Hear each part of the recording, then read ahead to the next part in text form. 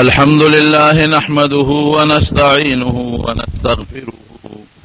ونؤمن به ونتوكل عليه ونعوذ بالله من شرور أنفسنا ومن سيئات أعمالنا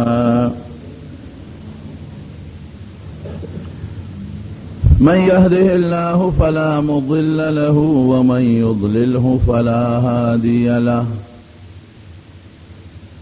ونشهد أن لا إله إلا الله وحده لا شريك له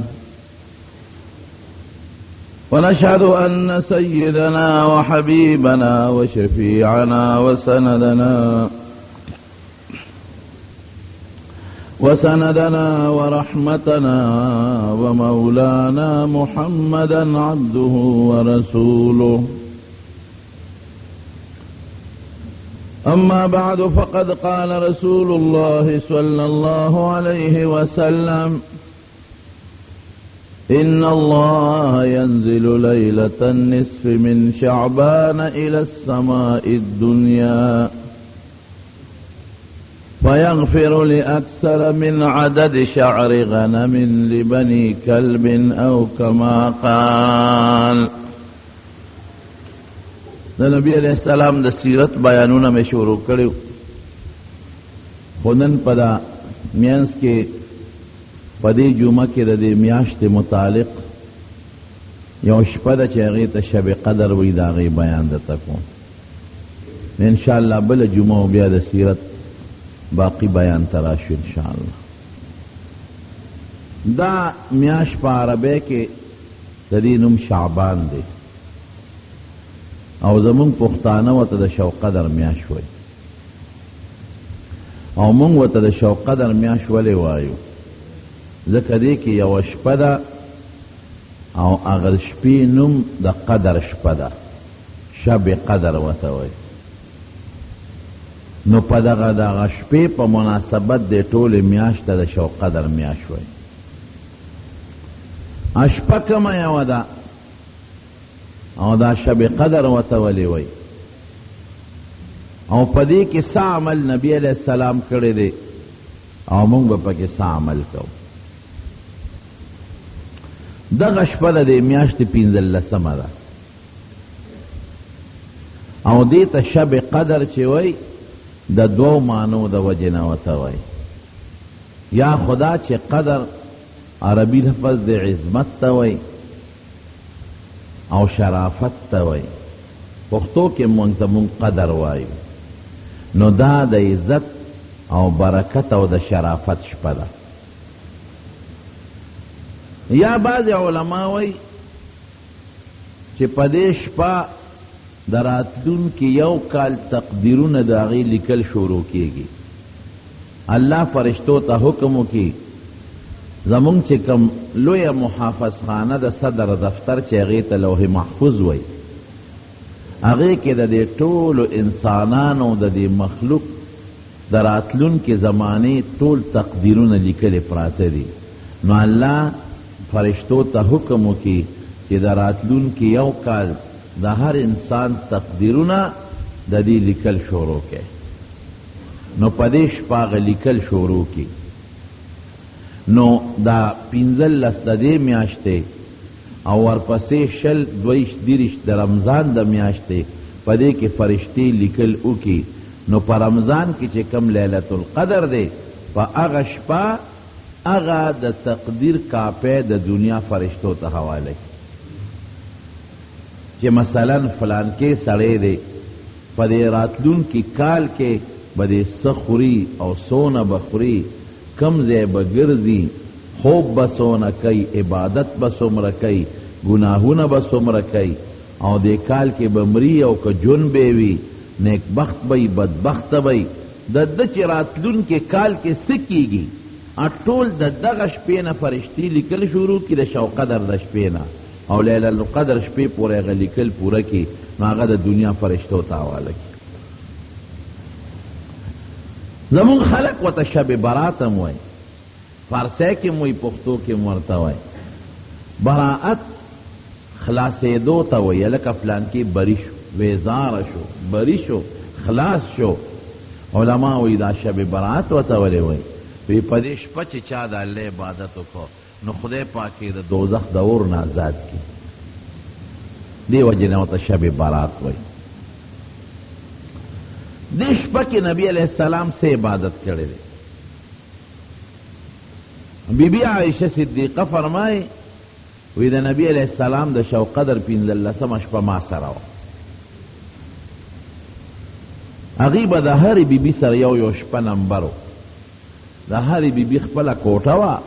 او نمبر پا نمبر با هری بی بی سر یو شپا نبی علیہ السلام وو. وی دا شپا ما سراو. ویزه چې د شپې په نیمه کې را پاسېدم او ما اندازه واغشتنو نبی علیہ السلام نو. ویزه پریشان شم چې خدای نبی علیہ السلام څه شو. نو د عائشې بی بی د کوټې یوه دروازه مسجد نبوي ته وه، جومات ته. نو شپه وه، تیاره وه، نو زه په هغه دروازه جومات ته لاړم. جماعت کې میں لټونه وکړه خو پیغمبر علیہ السلام میں په جماعت کې مونږ مونږ وی زما سودا شوا. ولی دشمنان د حضور پاک ډیرو او خصوصا په مدینه کې دو قسمه دشمنانو، یو یهودیانو بل منافقانو. د یهودو نم سخته یره وه ځکه هغوی به د نبی علیہ السلام خلاف سازشونه کول، او منافقان خو پټ دشمنانو، هغوی خو په خولې د اسلام چغې والې او پزړه کې کفرو. ډیره سخته یره د منافقانو نه وه. وی ما وی چې ویریدم یا خدایا حضور پاک څه شو چې ته یهودیانو یا منافقانو سازش دی کړی. وی بیا لاړم د حضرت علی صاحب کره، هغوی مې د شپې را پاسول. څه چل شوی دی؟ ما وی نبی علیہ السلام نشته. حضرت علی رضی اللہ عنہ پاسید، بی بی فاطمه پاسیده، او دا معشومان هغه وخت پیدا شي حضرت حسن او حسین رضی اللہ عنہما. دا واړم راویښ شو، طلبم شروع کړ د نبی علیہ السلام. حضور پاک له خدای یو معجزه ورکړې وه. په مشکات شریف کې د معجزاتو په بحث کې دا حدیث موجود دی چې په کومه لار به نبی علیہ السلام تیر شو نو په هغه لار به د پیغمبر علیہ السلام نه یو خاص خوشبویي پاتې شوه. دی خولی به خوشبوئی کولا. زمون خوله خو بدبوئی کوي، بوئی تیزی، او د حضور پاک خولی به خوشبوئی کولا. نو پا خلقو تا خوشبوئی معلومه وا چې دا د نبی علیہ السلام د خولی خوشبوئی وا. نو چې کم صحابه به د حضور پاک سره ډیر نږدې پاتیو نو هغې ته به پته لګېده چې په دې لار نبی علیہ السلام تللی دی، او خوشبوئی به په هغه لار کې خوره وه. وی علي صاحب د هغه خوشبوئی په اندازه روان شو. تلو د مدینه شریفی چې کم قبرستان دی بقی وته وی بیل تلاړو. د بقی مقبره د جمعات نه او د پیغمبر علیہ السلام د کور مبارک نه په داسې فاصله کې بلری لکه مثلا د دې نه چې سړی دی سړک ته ځي، بلکې ردی نه نږدې د کندې پورې. وی چې څنګه د بقی مقبرې ته لاړو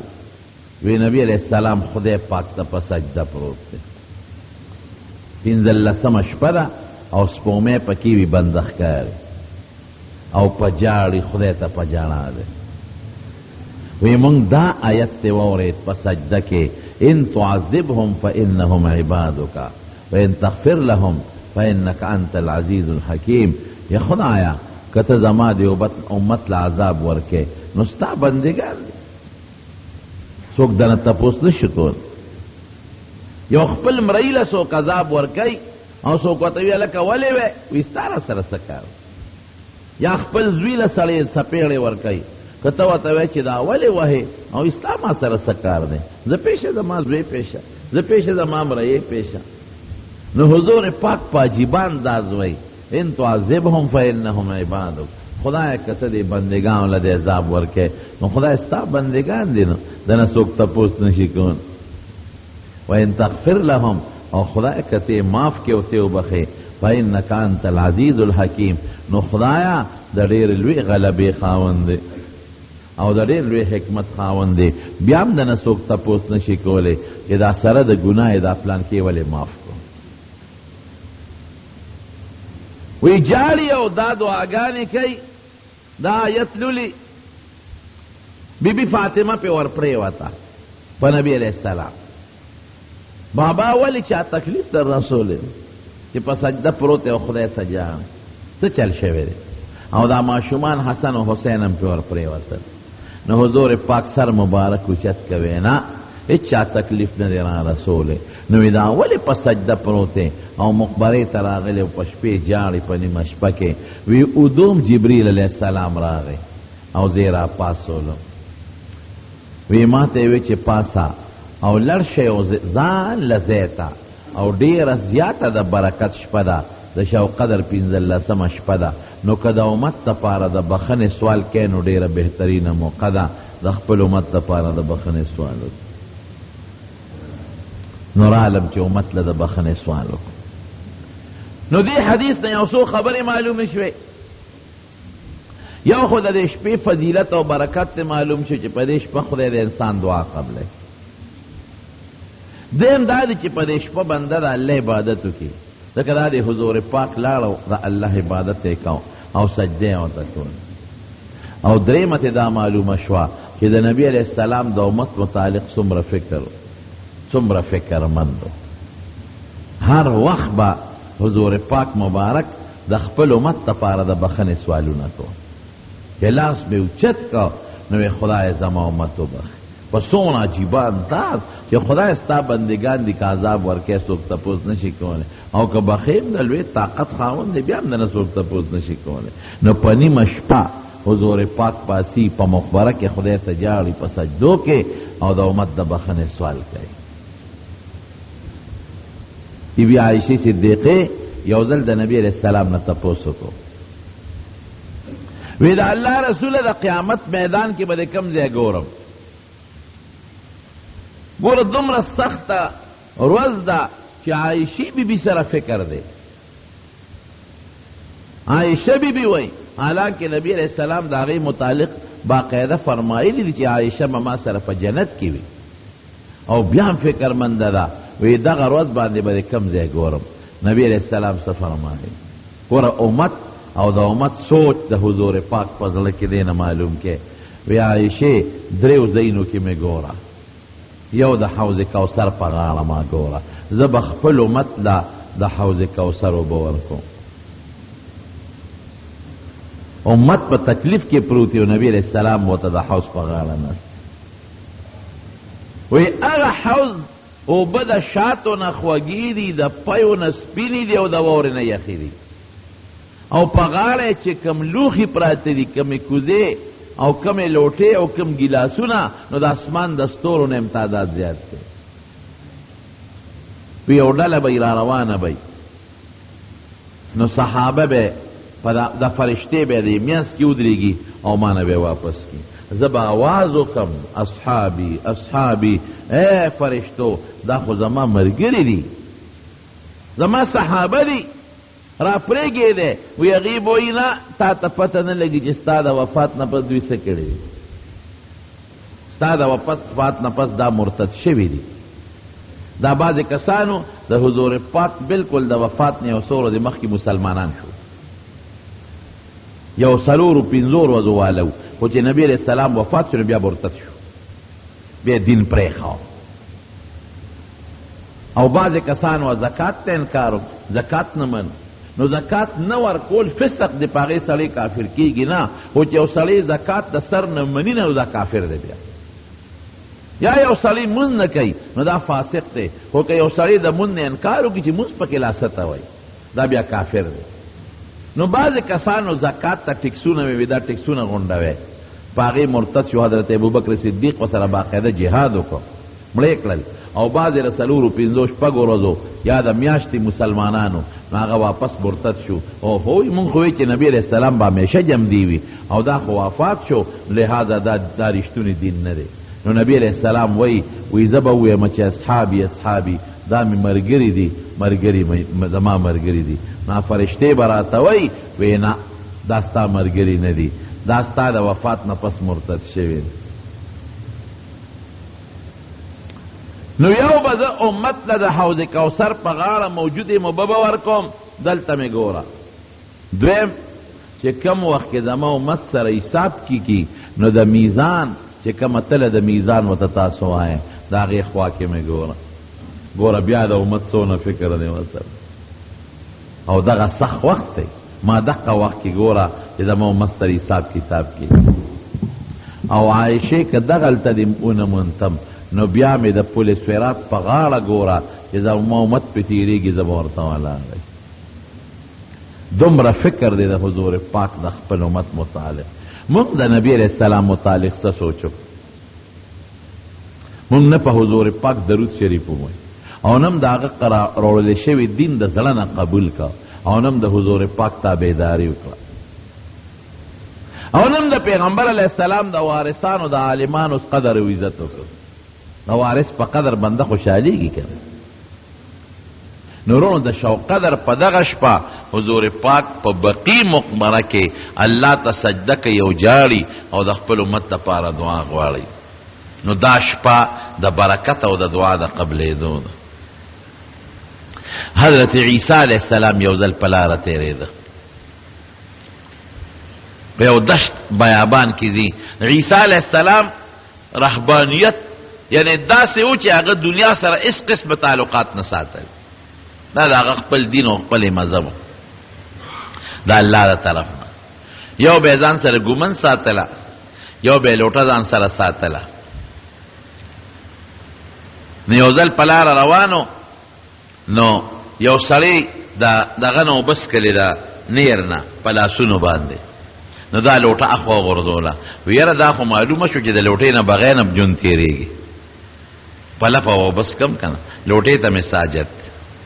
یو سړي ته وکتل هغه اودس وکړه نو ګیره کې ګوتې داسې ووایي دا ویښتې پې وارول نو هغه ګومنځ یې مخوا غورځوله وی د ګومنځ دا کار خو په دې خپلو ګوتو باندې م کېږي بس یو کونټی به ورسره او ګرځېده به خلکو ته به نصیحت کو نو یو ځل په یو دشت بیابان علاقه کې تېرېده یو غرو ناشنا اوچت لوړ دګ نو حضرت عیسی علیہ السلام چې ورته وکتل نو حیران شو ورته د پیغمبر علیہ السلام رونو طریقه م ګورې دا وه چې د شپې به کله راپاسېد او د ستورو ته به یې وکتل د کائناتو ته به یې وکتل نو دا آیت به وی ان فی خلق السماوات والارض واختلاف الليل والنهار لآیات لاولی الالباب دا خدای د دې لوی قدرتونو نه به د الله لوی طاقت معلومه نو عیسی علیہ السلام چې هغه غر ته وکتل یا خدایا دومره اعلی اوچت غر دې پیدا کړی دی او لوی څوکه دی لکه د منارې ولیستې ده خدای ستا څومره لوی قدرت او طاقت الله ورته فرمایل وی داسې وکړه دې غر سر ته وخېږي نو دی روان شو د غر سر ته وخت چې بره لاړ نو د غر په دې څوکه باندې یو تیږه پرته وه داسې هواره غټه تیږه وه خدای څومره لویه خدایي او قدرت ته دی دا غټه تیږه دی د دې غر دې څوکې ته څنګه جوړې ده چې د پاسه پې پرته ده یا خدای دومره لوی طاقت دی په دې سوچ کې چې یو زلزله راغله یو جړق وشو او هغه تیږه د هغه غر د سر نه اورغړېده پرېوته الله ورته وایي د دې تیږې لاندې وګوره نو دی وروخت هغه د تیږه چې د کم ځای نه پرېوته نو چې ویې کتل نو هغې کې یو انسان ولاړ دی د خدای عبادت کوي حیران شو خدایا دلته دې سړي ته ګوره او د خدای عبادت ته ګوره خدای دې خوري څه او سکي څه نو چې سر یې تاکه نو د انګورو غونچک ورته پروت دی او جام کې ورته اوبه پرتې دي نورم حیران شو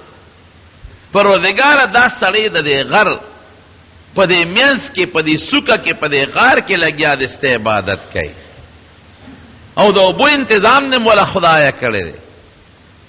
او د رزق بندوبست ولا د میوې په شکل کې کړی دی داسې روزي ولا خدایه ته ورکې الله د ډېر لوی قدرت او طاقت مالک دی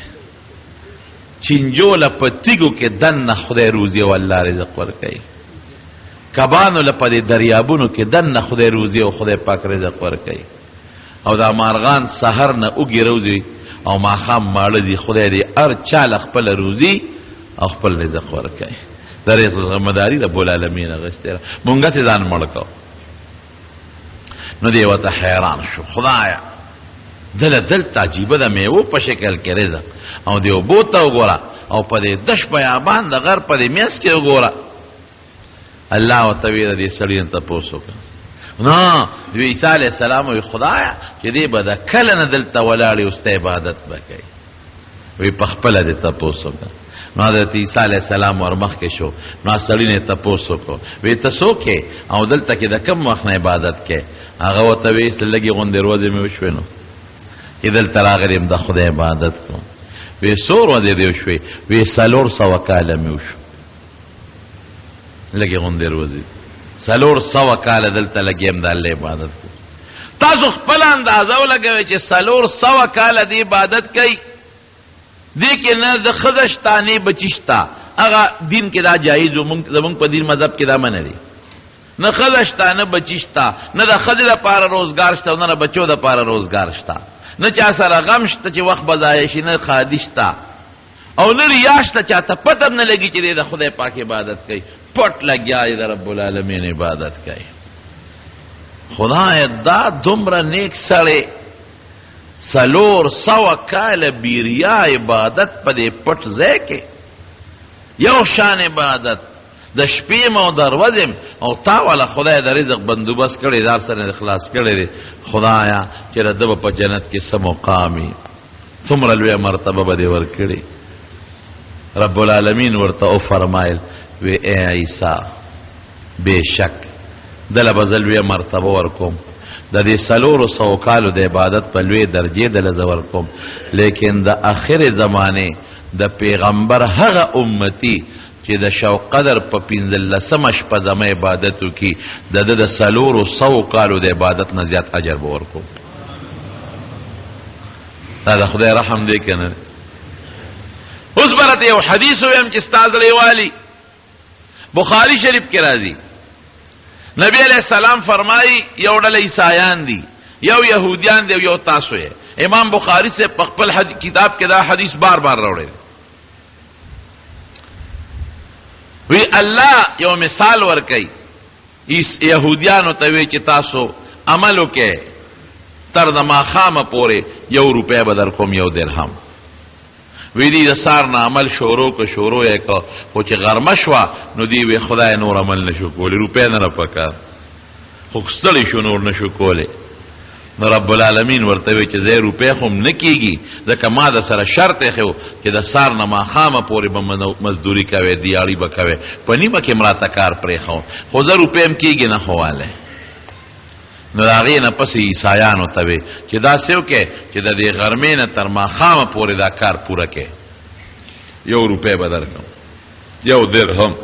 هغې لګیا شو د غرمې نه کار شروع کړو چې مازدیګر د مانځه وخت شو نو بس وی ستړی شو نور نشو کولی الله وی لږ وخت پاتې دی یاره بس وی دا روپۍ هم نه ده په کار خو نور کار نشو کولی وی د روپۍ خو هم کېږي نه ځکه خبره تاسو هم نیمګړې پرېښوده خو ها دا روپۍ والی وی د مازدیګر د مانځه نه پس لږ غوندې ټیم دی نو وی دا د نبی علیہ السلام امت ته الله وی دا لږ غوندې کار وکړئ تر ماښامه پورې لږ وخت نو تاسو له به 2 روپۍ درکړم نو وی دوی هغه کار پوره کړه تر د ماښام د بانګه پورې 2 روپۍ وله ورکړه دا یو مثال ورکوي نو یهودیان او عیسایان وی خدایا زمونږ موده ډېره او 1 روپۍ دې راکړه او د دوی ولې سار نه غرمې پورې ډېر لوی ټیم دی او د غرمې نه مازدیګره پورې بیا ډېر لوی ټیم دی خدای زمونږ موده ډېره وه او 1 روپۍ دې راکړه او د دوی موده لږه وه د مازدیګر د بانګ نه ماښامه پورې روپۍ دې وله 2 ورکړې دا ولې الله ورته فرمایل هل ظلمتکم من شیء په تاسو مې ظلم کړی دی دا وایه که په تاسو مې ظلم کړی راته ووایه تاسو سره خو ما روپۍ د ټولې ورځې کړې وه او تاسو پرې راسره راضي وې په نیمه کې م کار پرېښو بیا مې هم دله روپۍ درکړه د نورو ته مې دا باقي نیمه پوره کې مازدیګره پورې بیا کار راته په نیمه کې پرېښود 1 روپۍ هم ستاسو نه کېده او بیا مې 1 روپۍ درکړې ده نو تاسو سره ما چې کومه جوړه کړې وه په هغې کې ما سره ظلم کړی دی وی نه خدای ظلم خو دې نه دی کړی نو دا دوی له دې د مازدیګر نه ماښامه پورې په لږ وخت کې دا 2 روپۍ ولې ورکړې وی ذلک فضل یؤتیه من یشاء دا زما خوښه ده زما فضل دی چې چاله ورکوم په تاسو خو مې ظلم نه دی کړی نو نبی کریم صلی الله علیه وسلم فرمایي د دې حدیث پرانا کې وی د نور امتونو نه زمونږ د عبادت وخت کم دی او اجر او مزدوریم ډبله ده دا د خدای فضل او د خدای احسان نور امت چې به یو عمل کو یو ثواب به کېده او زمون امت چې یو عمل کوي یو پلس یو په 200 دغه نه زیات خدای پاک اجر او ثواب ورکوي. دا د پیغمبر علیه السلام برکت ته زمارو. نبی علیہ السلام په خپل فرمایي وی د پخوانو امتونو عمرونه زیاتو او د دنیا شغل کمو، زما د امت عمرونه کم دی او د دنیا شغل زیات دی. الله دا مهرباني ما سره وکړه چې دا غوی د ډیر عمر ثواب او زما د امت لږ عمر ثواب دا د غوی د ډیر امت د ثواب نه قیمتي دی. یو ځل حضور پاک مبارک صحابو ته لګیاو وی په بنی اسرائیل کې او سره دی چې هغه د الله پاک پلار کې 83 کالا لګیا دی. 83 کالا د زر شپې به ویم، زر شپې 83 کاله تقریبا جوړیږي. زر میاشتې 83 کاله ته جوړیږي. د الله پلار کې د روجیونه وي. زر شپې میاشتې، زر میاشتې د الله د رضا لپاره منځونه وکړل او زر میاشتې د خدای پلار کې جهادونه وکړل. نو صحابه وی د الله رسول کدی سړي دومره ډېر عبادت کړي دي نو عمر زیاتو، نو زمون خو عمر کم دی. زمون خو ډېر عمر چې شنو 50 کاله 15 کاله پکې نابالغ دي او د اخر کې بوډا دی، بوډاوالي کې مسړی عمل نشي کوله. نو خدای کداغه د بنی اسرائیل سړي زر میاشت جهاد، زر میاشت روزه، زر میاشت منځونه کړی دي نو عمرونه ډېرو. که زمون عمر ډېر وي نو موږ هم ډېر عبادت کړی. نبی کریم صلی الله علیه وسلم لک سوچ کے پریوت چې دا خبره خود دې صحابي ټیک تا نو فوراً قرآن شریف په خدای پاک سوره قدر نازل کا انا انزلناه فی لیلۃ القدر وما ادراک ما لیلۃ القدر لیلۃ القدر خیر من الف شهر. اس پریشانی چې ونکه ستاو مت اغوی دې زر میاشته لګی د خدای پاک عبادت کوي او ستاو مت چې لیلۃ القدر یوش په عبادت کو د یوش په عبادت ثواب د اغوی د زر میاشتو نه بهتر دی. دا الله تعالی نو نبی علیہ السلام وی خدای زمون ضعف تو قتل زمون کمزورتیا ته قتل نو پروردگار مون سره د خپل رحم او د خپل کرم معامله وکړه. خدای ډیر مهربانه بادشاہ دی. بعض وخت کې خدای زمانہ کې برکت واچي نو ثواب په زیات ورکي. بعض وخت کې خدای پاک په یو مکان کې برکت واچي نو خدای په ډیر ثواب ورکي. لکه زه یو مثال درکم. زمونږ د پاره دا د خدای زمونږ منځ دا په جمعات کې کېږي او بارم کې یو سړی کوي او د پخوانو امتونو منځ به صرف په عبادت خانه کې کېده، بار به نه کېده. په موږ د خدای څونه فضل که بار منځ کې هم ټیک ده او که عبادت خانه کې کې یو په 20 به خدای اجر درکوي او که د بیت الله په خوا کې کې نو یو پلک به خدای ثواب درکوي او که مسجد نبوي کې کې یو په 50 زره به خدای پاک ثواب درکوي. دا د مکان فضیلت او د زمانه فضیلت سره د جمعې د شپې عبادت ته وګوره، لیلۃ القدر عبادت ته وګوره، د رمضان د میاشتې عبادت ته وګوره. دا خدای پاک مونږ له یو فضیلت او یو برکت راکړی دی. دا ټول به په حقیقت کې د نبی کریم صلی الله علیه وسلم برکت دی چې هغه برکتونه د خشته شعاګانو او د خشته انواراتو په شکل کې رب العالمین منتر رسول دی. قسم دې ځکه له حیران شم زم خدایا ستانه مهربانه ذات بل نشته، ډیر زیات مهربانه خو موږ ډیر بیکاره یو. یو موقع کې حضور پاک او فرمایل وی الله ارحم بعباده من الام بولدها. وی خدای پاک په خپل بندگانو دونه مهربانه دی چې دومره مور په خپل بچی نه مهربانه. خدای په ډیر مهربانه دی. نو یو جهاد کې نبی علیہ السلام یو ځای کې دمه کړې ده نو یو زنانه ده اورې بل کړی دی او دې زنانه سره په غېږ کې ماشوم دی داسې نیولی دی. نو چې دا اور کله لمبه وی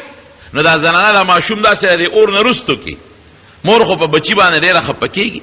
نو چې لمبه لږه قلاله شي نو دا بچی بیا داسې را مخامخ کی. نو چې دې زنانه وکتل او پیغمبر علیه السلام یې ولیده نو زر راله نبي علیه السلام ته مخامخ ودرېده. وی د الله رسوله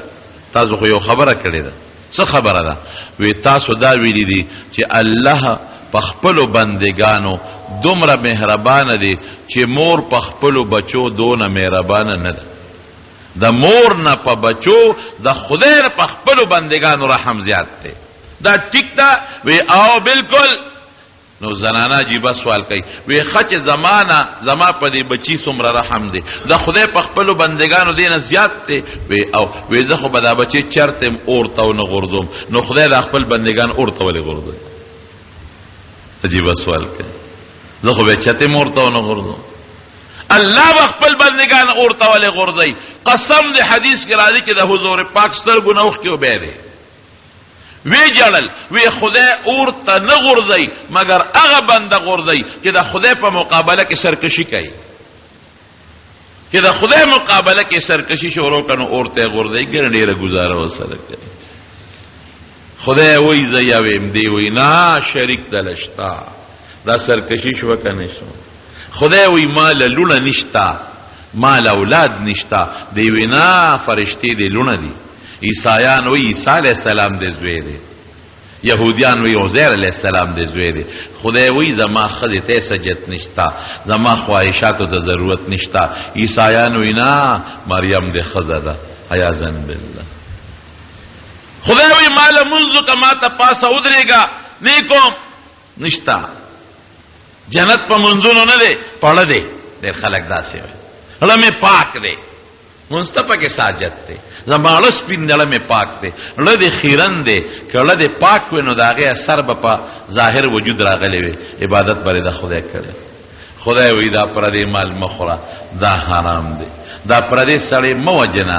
پدې زه خپکېږم د دې پردي سړی عزت ما اخلا زه په خپکېږم مونږ سوایو خپل کار کوه خدای خپکېږي خوشالېږي زه به دا پردي مالم خورم دا پردي سړی بم وجنم او د دې پردي سړی عزت په مخله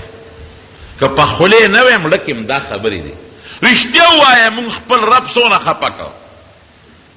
ګړی په ګړی مونږ پروردګار خپکو ولې مونږ خپل رب خپکو دا رب د خپکولو لایق دی چې دا مونږ یې خپه کوو مونږ له رزق را کوي مونږ له ډوډۍ را کوي مونږ له بچي را کړي دي مونږ له عزت را کړی دی مونږ له ژوند را کړی دی مونږ له روغ صحت را کړی دی مونږ له ایمان او اسلام را کړی دی مونږ له قرآن او محمد مصطفی را کړی دی صلی الله علیه وسلم او ګړی په ګړی مونږ لګیا یو خدای خپه کوو په کنځلو خدای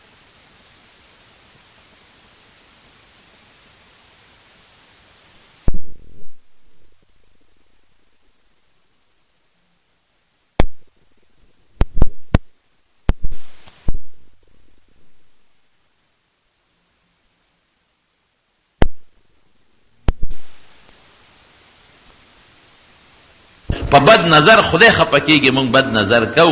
خزو ته پکاتو خدای خپکیږي مونږ یې کو موبایل کې او په دې ګناهونو فلمونو کاتو خدای خپکیږي او مونږ یې کو د انسان په عزت غشتو خدای خپکیږي مونږ آیا ورلاخلو د انسان په مال خورلو خدای په خپکیږي مونږ یې کو پټګیو په دوکه خدای خپکیږي مونږ ټګیو دوکه کو دا خدای خپکول شو کنه شو یو بچی چې را پاسي او پلار له دغه سره چي پلار ته بچی دا کار مکوا او دې قصدن کوي پلار ته بچی دا پلان کې زما دشمن دې سره مگر دا وی خامخا بګردا او پلار سات په سات خپه کوي نو ډېر پلارانو تماچې راغشتري خپل بچی وشتري کې نه دي ډېر پلارانو خپل بچی عاق کړی دی او کنه دي عاق کړي ډېر مین دي چې بچی ته وی ځه زمانہ عاقه خیری وته کوي وی دوزخ د خدای ځای کا نو ځکه نبی کریم صلی الله علیه وسلم کو فرمایا چې خدای پاک اورته نه غورځي مگر هغه خلک غورځي چې د الله په مقابله کې سرکشي کوي سر اوچت اوچت کوي کبر کوي کبر عاجزی دی او کبر دی ونکو الله به سره مدد کوي د خدای تابعداري کوته الله به سره دونه مدد کوي او داغه مثالونه شته کنه حضرت موسی علیه السلام په مصر کې د فرعون مصر پکور کې لويش معشوم نه خلکو بوته د فرعون زوی وي قدر عزت به خلکو کو فلا رګر دی یو بنی اسرائیلی دی یو د فرعون د قوم سړی دی یو بل سره په باستی دا فرعون د قوم غسړی د بنی اسرائیل د موسی علی السلام قوم د موسی علی السلام دی قومي ته وی د خشاک ما سره اوس او دی دا پړې پاند دی ګړې دی نشموړ سپلار بموړي وهه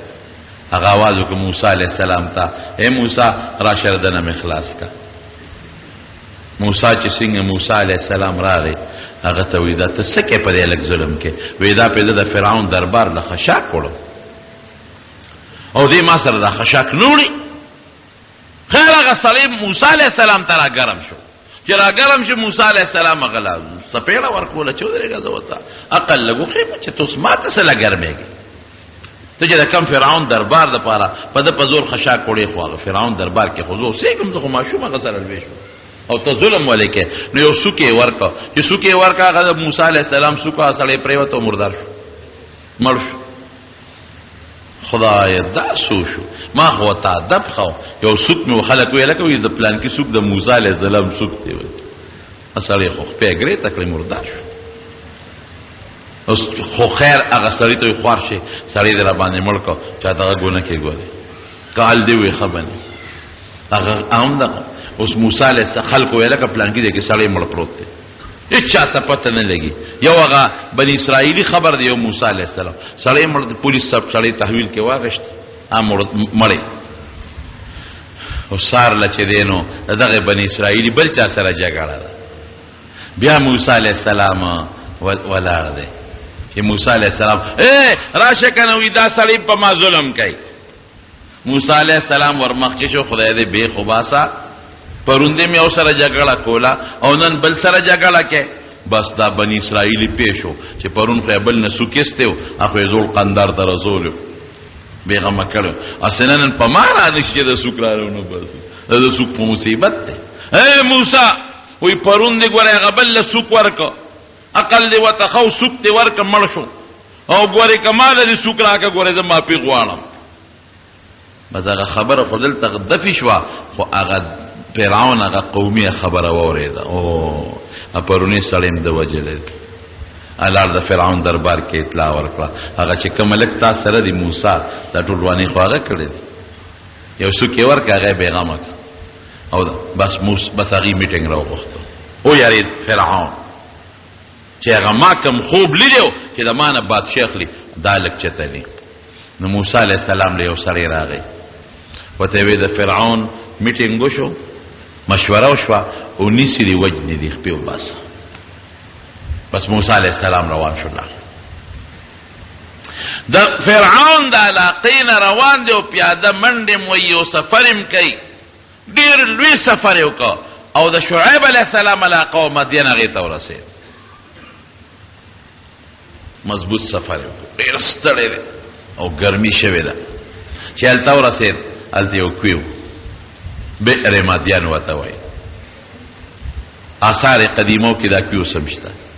یو کوی دی او خلق راضی او دا کوینا سو کو بوړي په مشکونو کې او سو ګړې چیلې راولي اغه له وبره وباسه او سیرابای یخي وبدي مزیدار اعلی حضرت موسی علیہ السلام یو طرف ته ودرېد خلکو چې خپل ګډه چیلې سیراب کړلې یو اخوره وته جوړ کړو یو سبیل غوندې او به رسته او دونه غټه برقه په لګېدلې و چې لسو کسو با برقه رستا ګرګړې به لسو کسو تاو برقه بروتا د غون ساروي سرمن نه برقه جوړه کړې و نو وروا بیاړو له پاخور کې نو بلا ګډه چیلې په یو ځل په سیراب شو نو هغه خلکو چې خپل ګډه چیلې سیراب کړلې نو بیا تیګه و یو غټه تیګه چې به ملسو کسو چتول هغه د کوی د سر د پاسه کې خو دې د پاسه کې خو دا چې سن دې کوی ته چتا سو ګنده شی ورونه غورځي دا کویره ته پلیت نه کی خرابې نه کی او د علاقه کې د پړنګانو شرمخانو بيزوګان پښوګان دي دروانیونه کې کویره ته خراب نشي توبه قلت توبه کمه وي موسی علیہ السلام چې قتل یو دوی نه کوي هغه سره ګډه چیلې وي او دا ګډه چیلې یو طرف ته منې کړې وي موسی علیہ السلام ول आवाज ورکړ وی تاسو ولې دا ګډه چیلې نه سیرا بوي وی یاره دا سکار دی چې دا سړی دی او د سړو سره مونږ یو ځای ګډه چیلې نه وکړو حیا و پاغه جنکو او چې تاسو سړی لاړ شي نو بیا مونږ په ګډو چیلې وبکو نو ډیره خلا نو سړی چې تل نو هغه خو کوي بند ک سره په د پاسه تیګه ولا ګوله دی غریبانو توبه بندش نو موسی علیہ السلام راغی غتیږي او چت کړ خو مضبوطه تیګه وا هغه او چت کړ په یو لاس اخره کې او هغه برقه چې لاسو کسو برستا هغه په یک سر تاو کړلا او به وتر وست پیغمبر الله خدای پوره طاقت ورکړي یو حدیث پاک کې راځي چې د پیغمبر د جنت د سلويختو کسانو برابر طاقت دی، سلويختو جنتیانو، او د یو جنتی طاقت د دنیا د سلو ځوانانو برابر دی. نو د دینا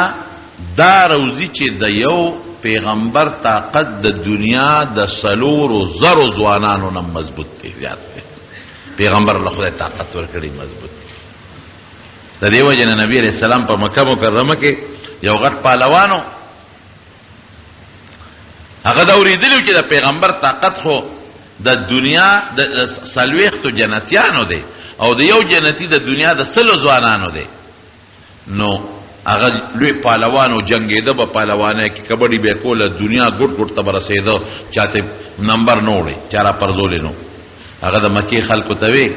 ودا سے کارو کې کدی رښتونی پیغمبري مالې په کبډي راواله کزیراو پرزولم دا برښتونی پیغمبري اکماراو پردو دا بدروجه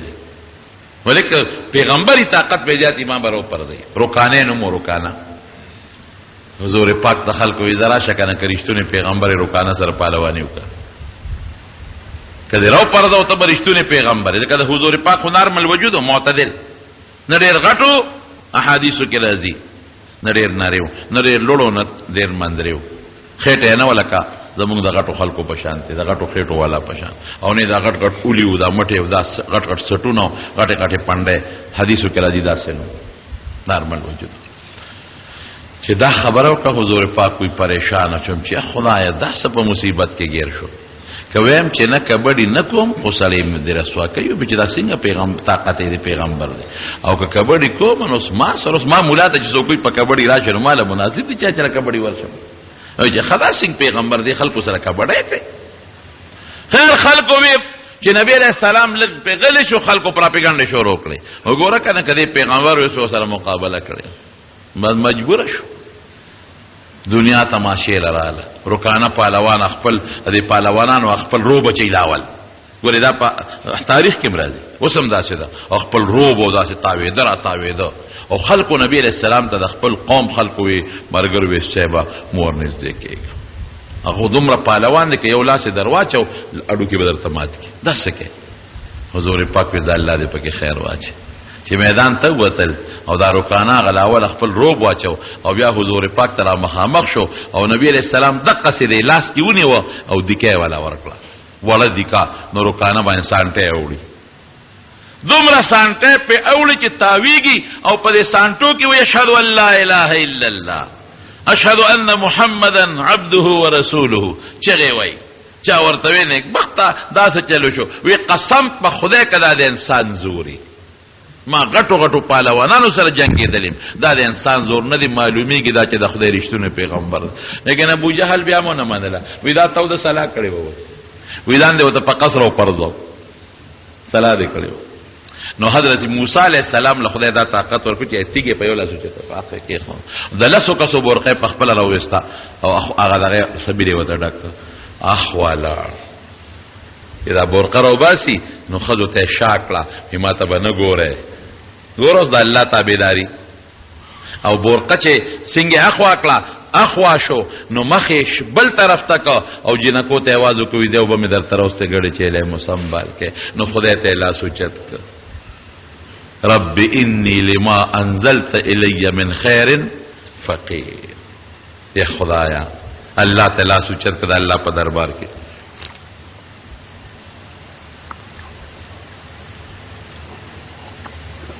یا خدایا ستاره لوی خیر دی خصوصا زما په حق دې د خیر فیصله کړی دا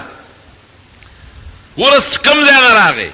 هجرت یو کده خپل وطن نه پیاده راغی بیا مو چې الله دې کې بستا خیری خدای دغه خیر تر ز محتاج یم الله دشتو بیا باندې پروردگار نه کوټشتا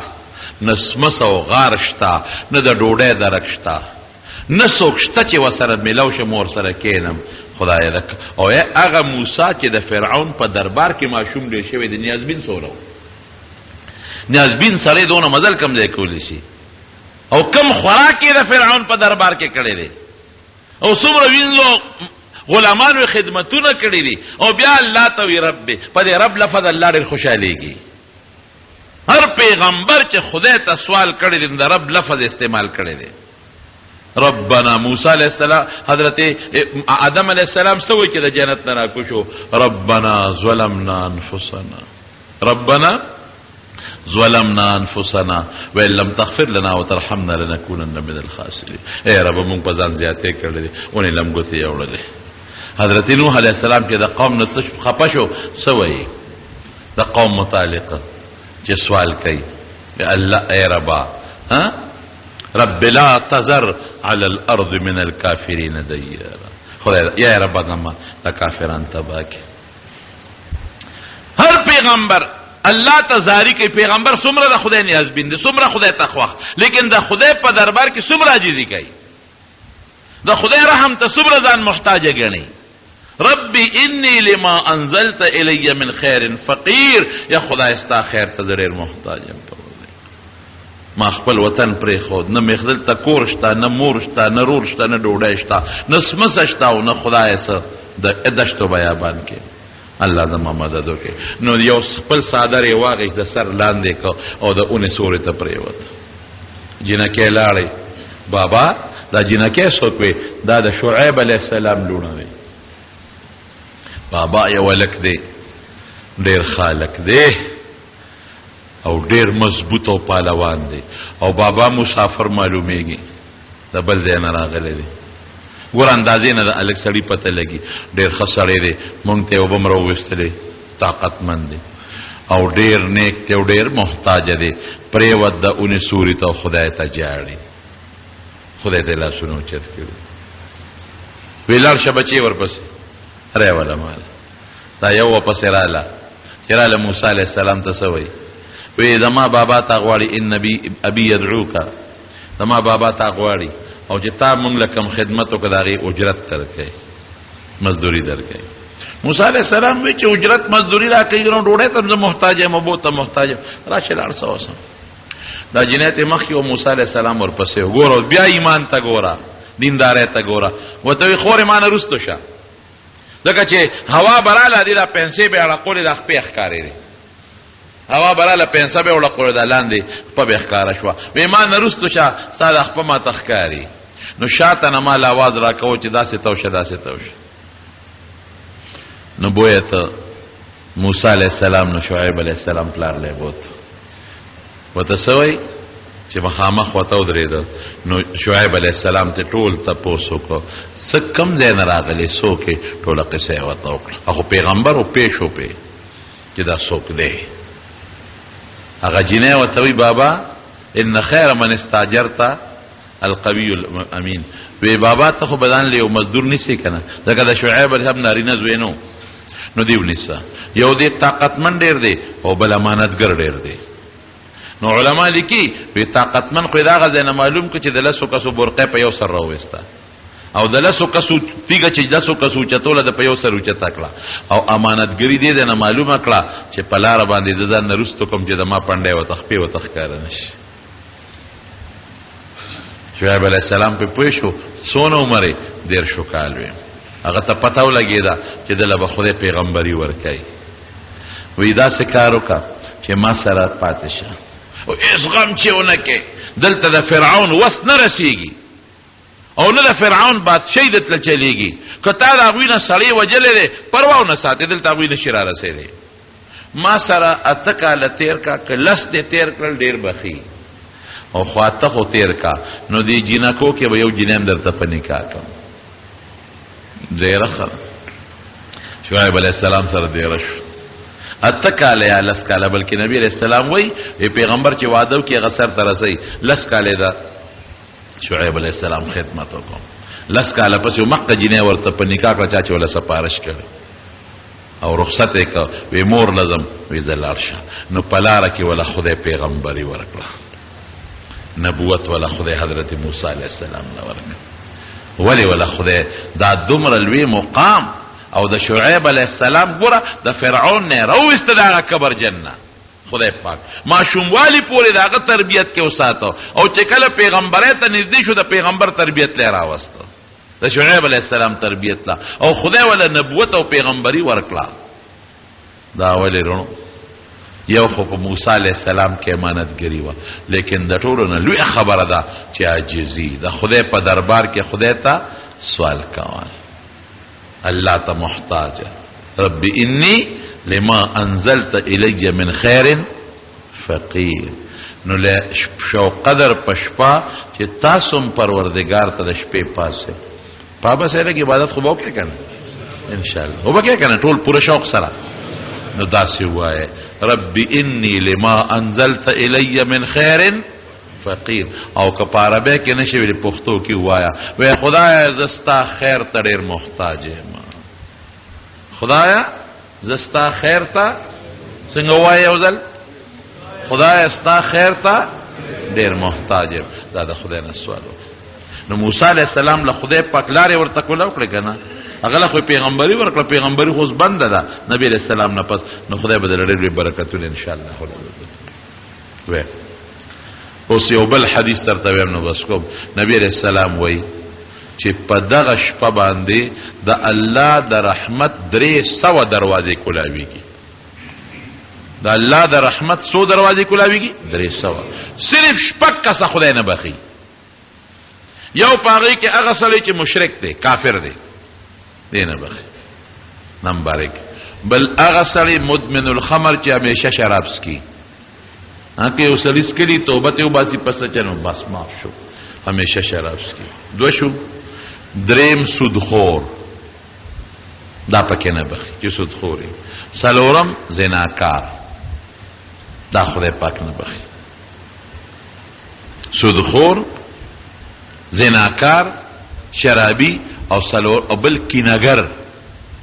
چې مسلمان سره کینه کوي او بغض او حسد ورسره کوي، مشاحن و تپاره به کوي. نو مشرک شو، کینگر چې مسلمان سره پړه کې کینه او بغض ساتي 2 شو. او یو سودخور، یو شرابي، یو زناکار، یو بلم دی خو دې وخت کې مېر شو. دا کسان خدای پاک نه بخي. دا کسان او ردی ما سوا چې الله تسوالو کی نو 300 رحمتونه د خدای را وریږي. نو درو چې ګور خدای مونږ باندې مهرباني وکړه د نبی رسول الله برکت ته یو داسې شپه د عزت او د برکت مونږ له خدای راکړه او مونږ بیا په دې کې ناراستي وکړو مونږ به بیا بد قسمت به ان شاء الله بد قسمت به. نو خدای دې مونږ له دې عبادت توفیق راکړي. ما چې څونه پوری معلومات واغشتل نو د حکومت او زمونږ تقریبا شو قدر یو شان راځي. ځکه مردان والا پیښور والا هغوی سره رابطې وشوې خو چام دونه وی چې میاش مونږ په دینه مخکې لیدلې ده. نو د 9 شپه د ګل ورځ او د 9 شپه راځي راتلونکې د 9 شپه راځي د ګل ورځ د 9 شپه. نو د 9 په شپه د الله تعالی عبادت وکړي د 9 شپه او 15 ورځ د 9 راځي. نو روجا په حدیثو کې نشته ښا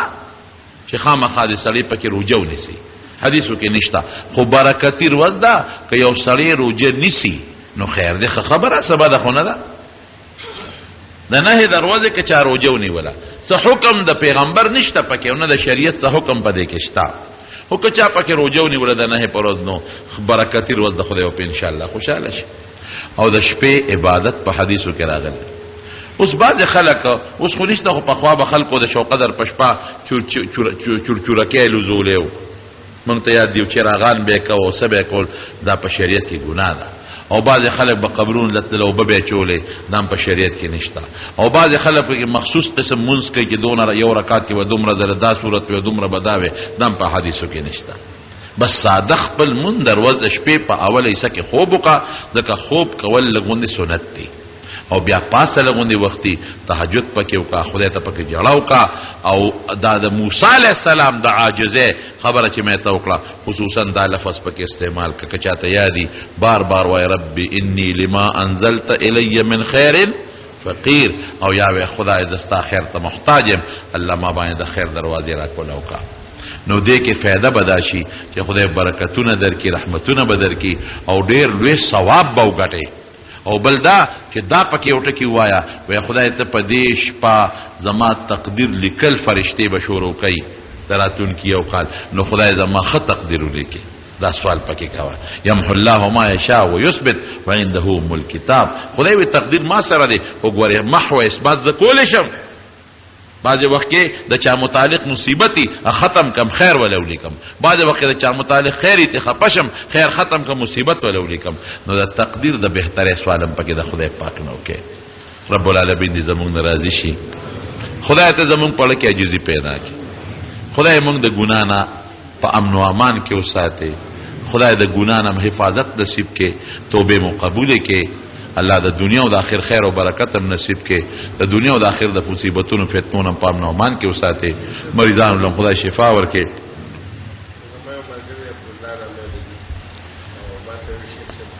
د بشیر جان د مرګري دعا وته کې چې خدای پاک ول خیر او برکت ورکړي شام چې دعاګانې غوښتي دي خدای دعاګانې قبول کړي الہ العالمین چې چاته سب پریشانې دي خدای زمون پریشانې په خوشحالو بدل کې خدای زمون ټینشنونه په خوشحالو بدل کې الله زمون د عزت او د برکت زندگی نصیب کړي خدای د مصیبتونو د فتنو نه پام نه امان کې وساته د مخلوق د شر نه وساته د کاروباري حضراتو په کاروبار کې برکت واچي د زمکو کارلو والا خدای په زمیدارو کې برکت واچي تنخوادارو په تنخواګانو کې برکت واچي چاته ملازمت نه خدای تعالی د خیر ملازمت او نوکرۍ ورکي الله که څوک په هر قسمه آفتونو د دنیا کې مبتلا دي خدای دا آفتونو نه پام نو امان کې وساته رب العالمین تم د نبی رسول الله تابعداري نصیب کړي الله دا غي د لاس مبارک د حوض کوثر وبم نصیب کړي دا غي د جنډې لاندې جنت ته بوتله کړي خدای زموږ دعاګانې قبول کړي راتون کې کال چې خدای څومره زموږ تقدیرونه تلي کې خدای زموږ په تقدیر کې عبادت ولیکي زموږ په تقدیر کې خوشحالي ولیکي خدای د غمونو نم په امن او امان کې وساته مشران مو بخي او کشران ولم خدای د خیر او د برکت زندگی ورکه د لو فرو د جن وساته اخر وخت په خپل دا کلمه نصیب کړي لا اله الا الله محمد رسول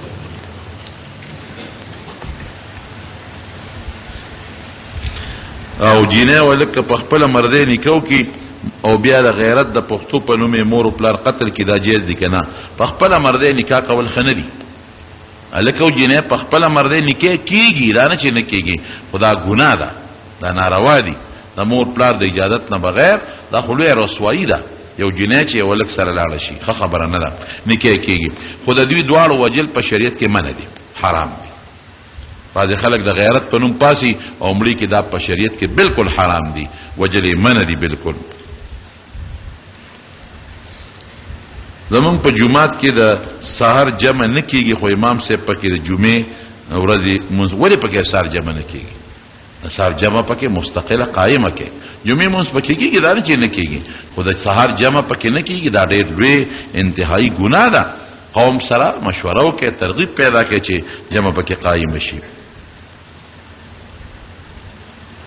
په شریکه د مقبره لپاره ځای غشته او بیا د بی اتفاقیه د وجه مونږه ته خپل حصہ اخلو نو هغوی وی چې دا وقف کړي شوی دا نو حصہ ترې غشتي شو کنه ما اخله چې یو د وقف کړه نو ما اخله حصہ بی اتفاقیه د وقف سره تعلق دی ما اخله او که اخله نو جواز شته خو خبره نه ده او سید متعلق اختلاف شته زکات بعض علما وی چې نه دی اخلي خدا ده چې نه دی اخلي که اخلی نو کیږي په دې زمانہ کې خدا د چې نه دی اخلي مونږ په سجده کې لاس څنګه کې خودل په څنګه عام سجده چې لګي هغه سي یو سړی په لوی به د سې کې اوبر استی شي د کوینا بالکل لستی شي لاس تی ویندي چې لاس ته پدیته نه پاک شي مریض دی بیګاله پریشن دی دعا غواړي الله دې ولا شفا ورکړي یو بل ماشومه ده مانا ير شو یو زمون دوست دی هغه یو ماشومه ده دا غیم بیګاله اپریشن دی مړی کې سورې دی دعا وته کې چې خدای پاک ولا روح صحت ورکړي الله دې ولا شفا ورکړي خدای دې ولا روح صحت ورکړي ابل یو مرګ دې کیسټ ولا حبیب الله دا ټول چې څومره دعاګانې غواړي خدای دې ولا دعاګانې قبول کړي ابل مرګ دې او دې کامیابی غواړي الله تعالی دې په پرچو کې امتحاناتو کې کامیاب